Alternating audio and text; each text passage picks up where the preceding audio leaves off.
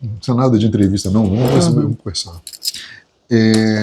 Bom, mas aí a senhora contou que a senhora começou a vir para Guarapari em 76. Eu vim morar em Guarapari em 76. Eu comecei a passar férias aqui em 60. 1960. Meu pai alugava casa lá em Muquiçaba e comprou aqui. Sim. E a gente vinha a família inteira. Tinham 20 camas armadas, nós somos 10 filhos, e vinham os filhos, os parentes, os primos, né, tios, todo mundo. Mas a senhora depois foi buscar essas informações? Foi depois que eu vim morar aqui. Que quando a senhora veio morar aqui, Guarapari já tinha passado o período áureo da cidade. Já.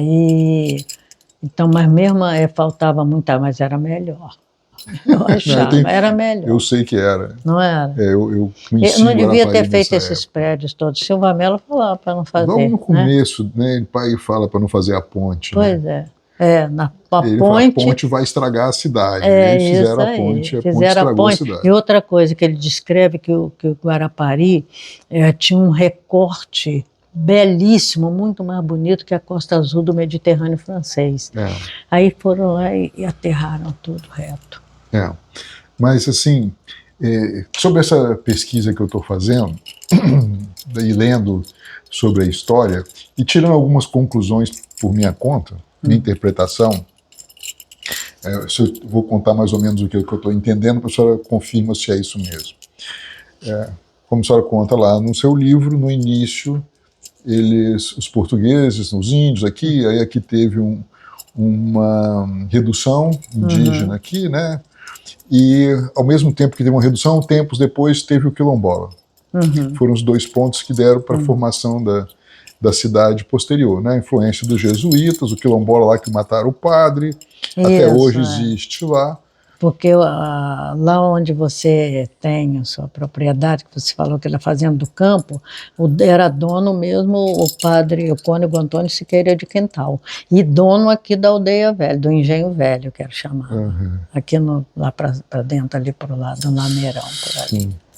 Aí desses dois polos que aconteceram aqui, com o passar dos anos, aqui virou uma aldeia de pescador, né, com alguma influência, talvez, dos açorianos que vieram morar em Viana, porque você vê aqui, logo no início do século, já tinha bastante mulheres trabalhando com renda de bilro, que era uma característica dos Açores. Talvez, eu não sei, não tem nada registrado assim, mas por conclusão a gente pode ver pela proximidade de Viana, né, porque aquela migração que teve aí no final do século XIX, eles ficaram proibidos de sair. Mas aí aconteceu com a República uma dispersão deles daquela posição. E aí você conhece lá em Viana? Minha avó é açoriana, então migrou para cá. Então a história é até interessante. A minha tataravó, eles saíram do Açores, o pai, a mãe e 3 filhas. Quando chegou em Portugal, morreu a mãe. Quando chegaram em 1813, no Rio de Janeiro, morreu o pai. Nossa. Aí vieram 3 meninas com os vizinhos que tinham vindo do Açores, que tomaram conta delas. Aí fizeram a história dela lá em Viana. Bom, mas a história é feita desses acasos, né? Mas lendo essa situação, a história fala do John Gordon. Né? Que, de alguma forma, o John Gordon, não sei se teve aqui, mas ele tomou conhecimento dessas areias raras que tinham aqui. Porque as areias não foram descobertas aqui. Né? Você viu? Eu vi lá. Foi em Prado e Caravela. E por acaso caiu na mão do John Gordon, né? Porque era um dono de um dos comandantes do veleiro dele que achou diferente aquela areia clarinha, fininha e brilhando muito, e mandou para ele. A senhora fala dele ter mandado essa areia para Minas Gerais, Não, primeiro ele mandou para o Rio, para Herville Derby, para um geólogo para analisar. E Derby, não tendo como analisar, ele mandou para o Henrique Gorsec, da Escola de Minas. E tem lá registrado em Minas, na Escola de Ouro Preto. Foi quem primeiro analisou as areias monazíticas do Brasil. Ele falou... O que teria levado? Porque você anda na praia e você observar que a areia é diferente. É o saber olhar. É igual a senhora acha Isso tem tudo nas granadas. pedras. Eu deixei aqui as pedras para vocês verem. Elas estão incrustadas aí. Aqui também tem muita malacaxeta, preta e branca. Você conhece, sabe o que é malacaxeta? Que é o que dá, que aquece o granito. Não, que aquece o ferro. Aquelas placas de malacaxeta. Então, eu estou falando saber olhar, porque eu fiz um curso de arqueologia lá em Anchieta, com Perota. Aí ele falou assim, gente, aqui nessa área tem muita pedra lascada. Eu era a única que não era professor de educação de história. Todo mundo professor de história. Estudante, aliás. E aí ele virou e falou assim, aí nós olhamos para o outro, esse professor está doido, aqui só tem gramado, umas arvorezinhas. Ele falou, para o ônibus, desce todo mundo. Aí tinha uma estradinha assim, aqui tem muito, eu estou vendo, eu quase enfiei a cara na terra, não vi nada. Ele falou, você não sabe olhar. Aí ele foi apontando com o pé, apontando, eu enchi com pedra lascada uma sacola de supermercado, eu enchi. Legal. Pega, aprendi. Então, de repente é isso. Então alguém sabia olhar, veio aqui e viu. Isso, ela não é, você olhando na praia não parece uma areia diferente. Parece. Parece? Parece. É porque não sabe olhar. Tá? Se você for na praia da areia preta, tiver muita areia preta, na hora que a onda bate e volta, você vê aquela camada da areia monazítica, uma película dela. Uma pergunta que eu queria fazer para a senhora, por que nesse momento que a gente está vivendo, onde as areias raras estão tão valorizadas, as terras raras, ninguém fala em explorar areia em Guarapari novamente? É porque primeiro foi proibido antes, né? E o pessoal tem a mania de falar que acabou. Eu falo, não acabou, gente. Não pode ter acabado, né? Não vai acabar. Não vai acabar.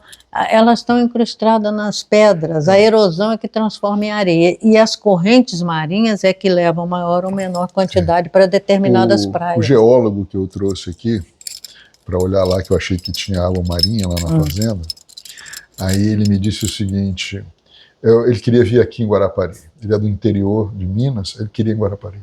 Porque ele falou exatamente isso. As areias, as terras raras estão aqui. Mas ele falou, provavelmente elas desceram das montanhas. Porque o mar ocupou isso aqui tudo. E ele, quando voltou, ele veio arrastando tudo para cá. Então, provavelmente, deve ter jazidas nas montanhas de Guarapari. Tem não só no litoral, mas aqui tem muito. E aqui chamou a atenção. E o pessoal começou, por causa do Silva Mello, a fazer tratamento com a radiação.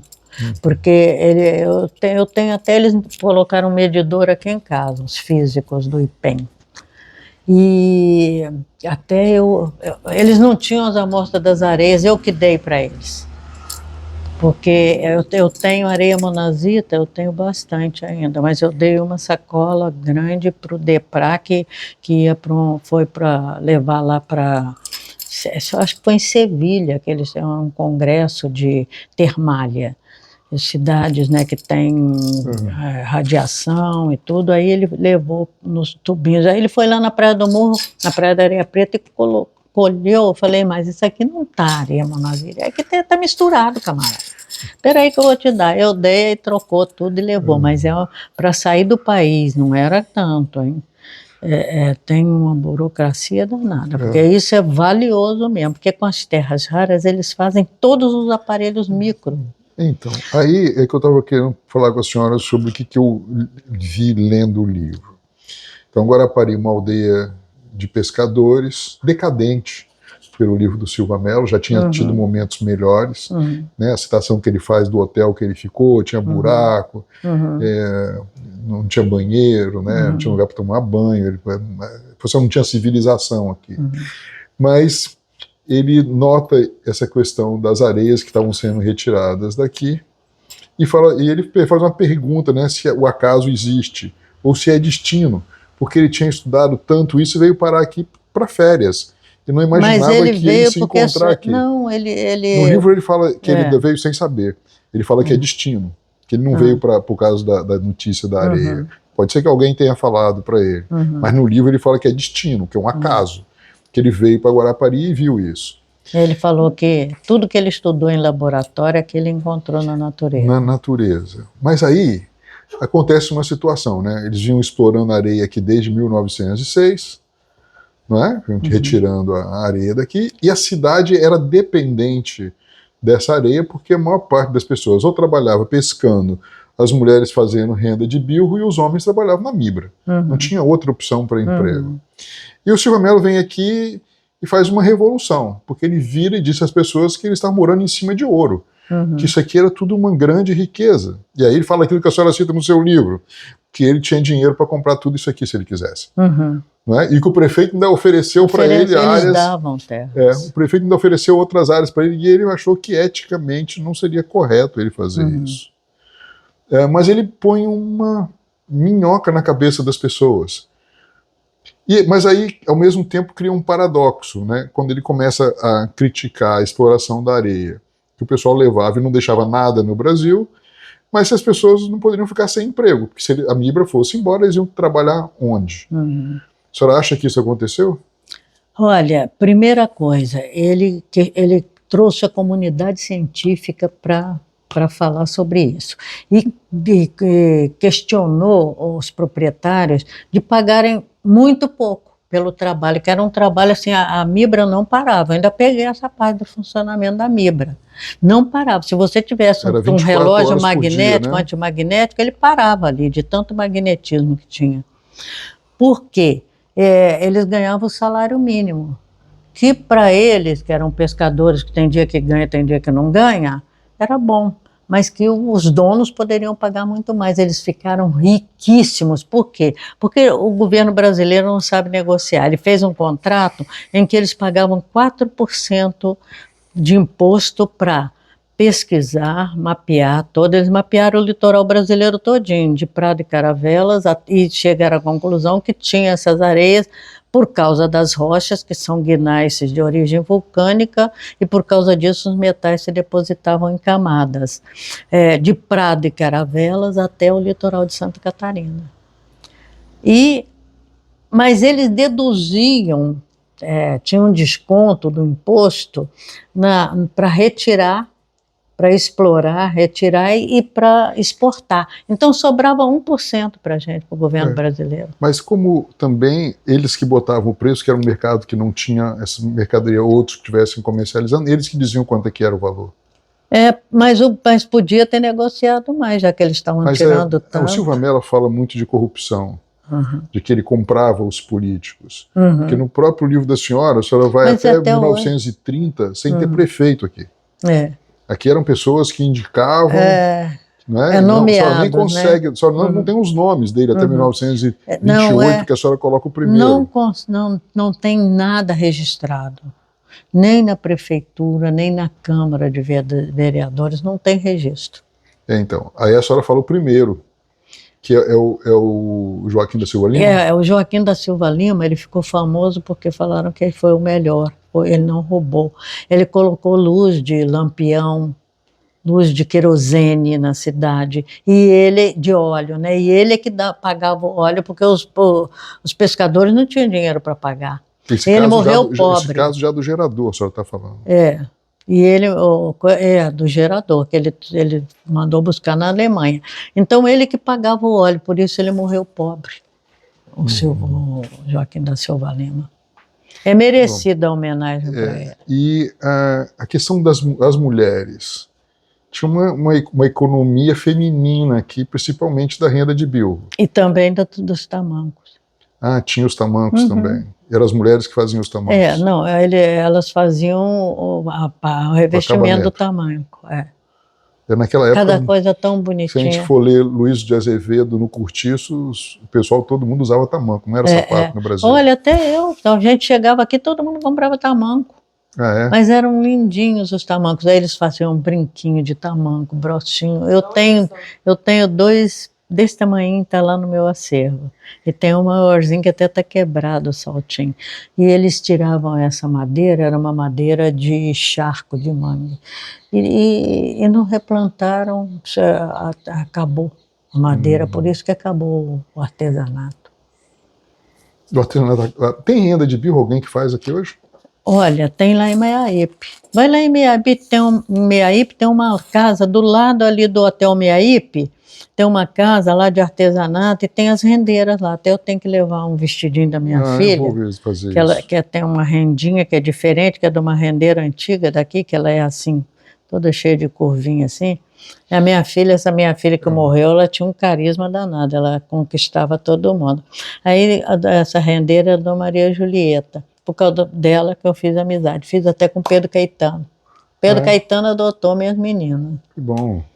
Fez música para elas também? Não. Eu tenho os discos dele tudo autografado. Mas a senhora também fala que as pessoas daqui tinham mania de falar em termos de poesia. A senhora fala no livro. A senhora fala e a Isabel Serrano também fala. Que eles vão fazendo umas quadras, né? As pessoas se respondiam. É isso aí. Eles eram muito criativos. E tinham uma composição poética que chama glosa, que é assim, é uma trova, e depois tem 4 versos com 10 linhas, e sempre a última linha é uma linha da trova. O primeiro é a primeira linha, o segundo, a segunda, a terceira, a quarta. E assim, faziam comentando sobre muita coisa assim, que acontecia na cidade, os eventos, e no Brasil também. Porque naquela época não tinha nem rádio, todo mundo, eram 2 rádios só. Tinham duas famílias que tinham rádio. Durante a guerra aqui só tinha 2 rádios, porque o Brasil teve uma expansão grande do rádio nos anos 30 para 40. Mas aqui era aqui mais tinha, difícil. Eram 2. Eram 2 famílias. A senhora fala até alguém lá que pergunta como é que está a guerra, né? Aí o cara falou uma coisa errada, né? Eles falavam bem errado. E usavam muito voz, né, no linguajar deles. Então usava o tu também? Usava o tu também, porque era igual o carioca, porque o português usa muito o tu, não é? Pois vais lá. Não é? É isso aí. E bom, a senhora não conheceu o Silva Mello? Não. Ele morreu em 71, né? Mas vamos falar do homem mau, Boris Brain e Davidovich. Boris Davidovich, ele era russo, naturalizado americano. Ele morreu desembarcando no aeroporto de Orly, na França. De uma forma misteriosa. Ele tinha acabado de perder a exploração das areias aqui em Guarapari, né? Acabou a CPI, proibiram de explorar a areia, ele vai para Paris e morre. Morreu no aeroporto, Mas as pessoas falam muito bem dele aqui na cidade. É porque eles ganhavam mais, né? O Dino, por exemplo, às vezes que eu tive a oportunidade, que eu na época não tinha esse tipo de interesse, mas conversando com o Dino, ele estava falando para mim de como é que ele era um homem bom. E é o oposto do que a gente vê do Silva Mello, que fala a respeito dele, que ele explorava as pessoas da cidade. O Silva Mello sabia mas o Dino ganhou muito dinheiro transportando gente aí no Maracangalho, era dele? Não era dele não, era do pai aqui da menina, eu esqueci o nome dele, não sei. Era Vieira de Almeida ele era. Ele sumiu, esse senhor. Pai da minha vizinha, que é sumiu o quê? Fugiu, caiu no mundo? Eles acham que ele foi assassinado. Tá. E ela não gosta nem de tocar no assunto, a mulher, a viúva. Ela não aceita, ela acha que ele traiu ela, entendeu? Mas ele sumiu. Mas quantos anos disso? Mais de 20? Muito mais. Muito mais. 50 anos, eu acho. Mas, voltando ao Boris, ele poderia ter feito mais pelo povo. Agora, o seu Dino também fez uma coisa que não foi legal. O seu Dino cortou aquele morro ali, que tem atrás dele, era alto, tirou para aterrar ali, para servir o posto dele. Para fazer aquela se a gente voltar lá no Silva Mello, ele reclama que, como é que chamava essa pracinha aqui, onde tinha a frente da Mibra aqui, que o pessoal aterrou tudo, que ele falou era muito bonito, tinha uma relva e fizeram uma praça horrorosa, não é? Ele faz esse comentário. Uma pracinha de chegada lembra as cidades europeias. Isso. E tinha um casario muito bonito ali. Que ali tinha... Mas então quer dizer que deve ter tido um momento mais próspero no passado, que anterior ao século XX. Quando o Silvio Melo chega aqui, ele fala que a cidade era decadente. Uhum. Né? Então, e aí a gente vê aquelas fotos daquelas construções que tinham ali. Quer dizer que em algum momento a cidade tinha tido mais dinheiro. Mas aí não tem nada registrado. Não tem. Tinham, por exemplo, ali na Getúlio Vargas, que era a rua direita, porque quem desembarcava no Cais ficava à direita, tinha um casarinho muito bonito. Aí tinha uma casa... A Getúlio Vargas era à direita? E a Dourada, como é que chama? Era Rua Nova Henrique Coutinho. Ah, Rua Nova. A direita, então, é a Getúlio Vargas. E ali tinha um casario que tinha uma casa que era linda. Eles demoliram tudo. Era toda de azulejo colorido. E tinha outra casa que eu era apaixonada, era da Madame Cruz, naquele prédio ali, Madame Cruz. A casa dela era um sonho, aquela mulher, ela fazia um trabalho de concha como eu nunca vi. Vi poucas vezes, era tudo em redoma de vidros, carruagens, só com concha, carruagem. Flores dela, era perfeito. Quando eu comecei a frequentar aqui já com o hotel, era muito forte o artesanato de concha. Ainda existe?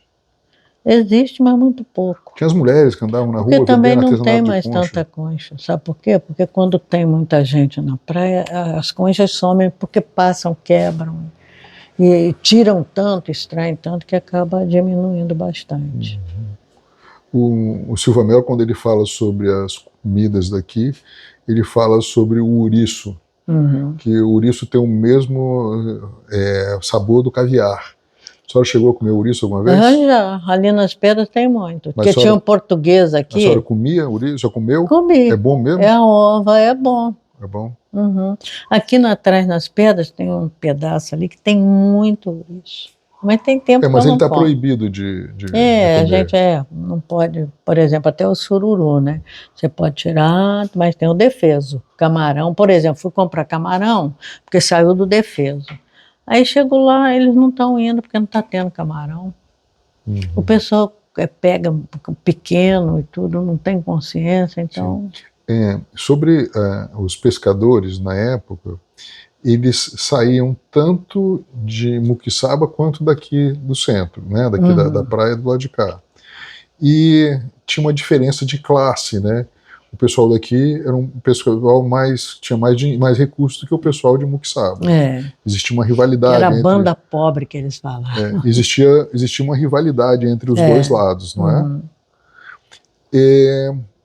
E muita gente saía de barquinho à vela.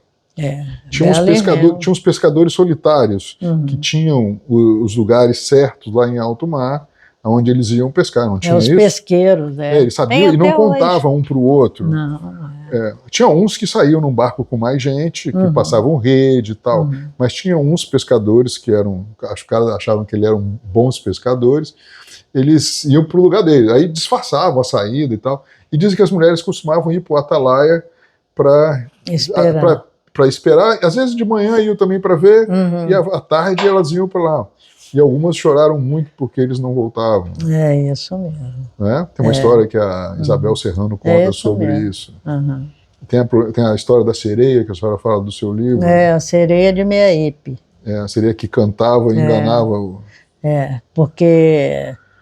E eu acho que existiu mesmo, porque a gente vê assim, tem famílias, por exemplo, uma moça que trabalhou aqui comigo, na casa dela tem as brancas, a branca, e tem as pretinhas, as mais moreninhas. Então, mestiçagem, porque falou que 2 holandeses, né, naufragou o barco, e 2 holandeses conseguiram chegar à praia. E um casou com... Os índios ficaram encantados, porque eles tinham cabelos claros e olhos também. E um juntou lá com a índia lá, e casou com ela, e o outro não. Saiu andando pela praia e viu a sereia, né? Tem essa lenda. A lenda da sereia. E eu contei isso para o Joãozinho 30, que ele veio aqui, que ele queria vender um carro alegórico de Guarapari, fazer propaganda, que ele começou a fazer isso pelo Nordeste, né? E aí me chamaram lá para contar para ele, eu comecei a contar a história, ele falou, tem lenda? Eu falei, tem. Contei essa, ele falou, pode parar.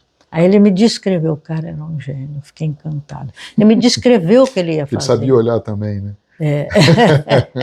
Falou assim, eu mostrei as areias, contei a história. Aí ele falou, já sei, vou fazer um baú bem bonito, com as correntes, os ouros, tudo pendurado com as joias. E um holandês, né, mirando lá a sereia. Aí ele falou assim, você não pode arranjar um pouco dessas areias para eu colocar, em vez de glitter, colocar as areias? Eu falei, eu acho melhor você colocar o glitter, porque essas areias são caras para danar. É verdade. Que elas brilham muito, né? Ele falou, vai ficar perfeito. O Silva Mello fala a respeito de alguns alemães, pessoas brancas que moravam em Meaípe. A senhora tem conhecimento disso? Pois é, lá para lá é que tinha mesmo, que teve esses holandeses. Porque as pessoas não contam. Você chega lá hoje, ninguém sabe que alguma vez teve isso lá. E a Isabel Serrano fala a respeito de um tesouro. Do tesouro dos jesuítas? Não, de um tesouro lá, que um cara no Rio de Janeiro, um cara na clínica morrendo em Vitória, ele fala a respeito desse tesouro para o médico que estava atendendo ele, que tinha vindo aqui, aí mostrou o mapa para o médico compra uma área lá em Meaípe, olha o mapa e parece que é aquele lugar, mas ele só acha algumas louças antigas. Fala aí, Fábio, conserta. Não, tô com medo de estar fechando, só trocar aqui, mudar para frente. Tô mexendo. Não, pode trocar, agora fica. Mas ela fala a respeito desse tesouro. E esse cara compra um terreno em Meaípe, durante anos ele escava lá, mas nunca acha o tesouro. É igual aqui no Morro do Atalaia, tem a lenda da Pedra Rolou. Eu vi, que só falou que a pedra rolou e tapou o buraco do túnel. Está na entrada do túnel. E onde está essa pedra? Todo mundo foi procurar no morro, porque os jesuítas fugiram e não deu para eles levarem todas as riquezas. Então falaram que eles tinham enterrado aqui no morro, na saída ali do túnel. Agora, não vi nenhum vestígio de túnel do morro da igreja para cá. E a pedra? Tem algum lugar que tem uma pedra que rolou em cima? Pois é. Eles falam que tinha. Aí eu fui no bar e contei essa história, e aquele monte de bêbado, amanhã nós vamos lá, nós vamos entrar, não sei o que lá. No outro dia já tinha esquecido de tudo. Mas ninguém prova não, mas contam isso.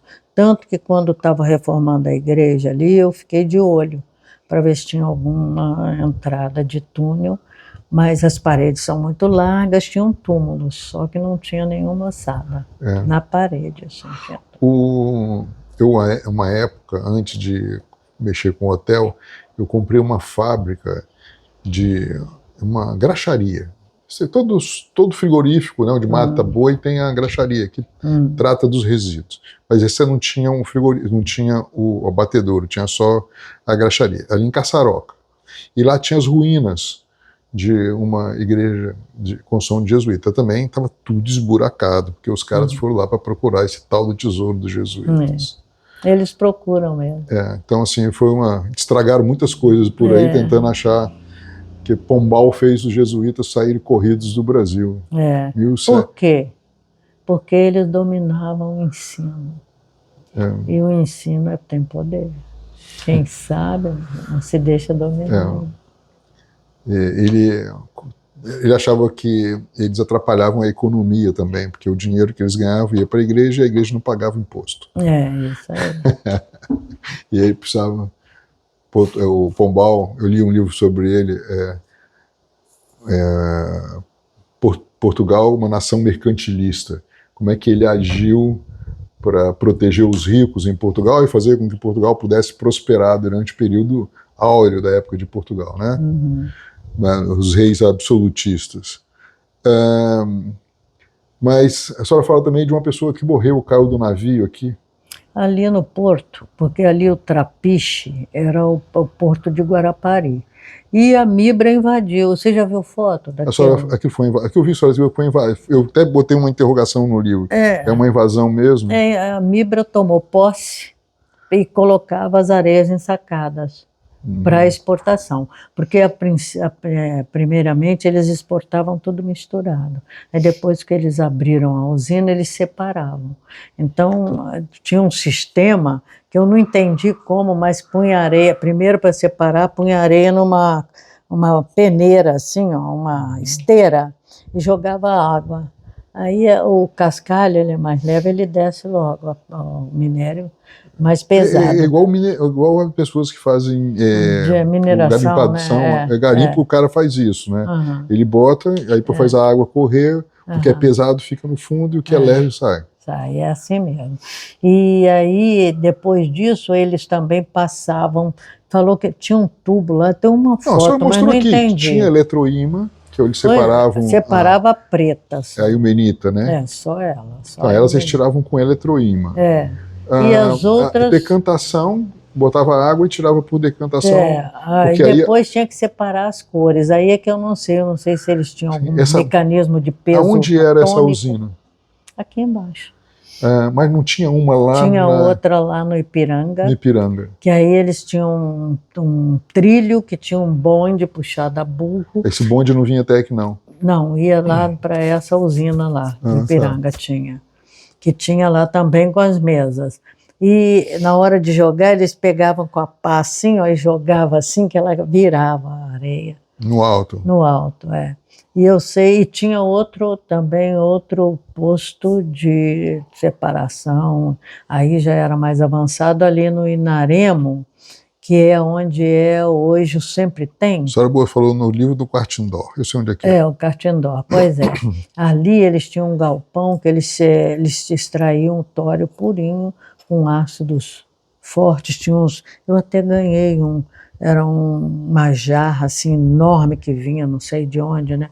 Um ácido, e dizem que a roupa dos trabalhadores era de lona, mas se pingasse ali, abria um buraco, o ácido, era tão forte. Mas essa areia que eles iam para lá, não tiravam de lá. Lá era o lugar onde eles tratavam a areia, mas não era lá que era jazida. Lá eles tiravam já assim, bem puro, aí eles já estavam... Mas era um lugar, era como se fosse uma fábrica. Isso. Eles pegavam e levavam a areia que eles tiravam daqui para lá. Isso, era lá naquele lugar lá, onde agora tem um supermercado. Vamos lá, mais o que eu pesquisei?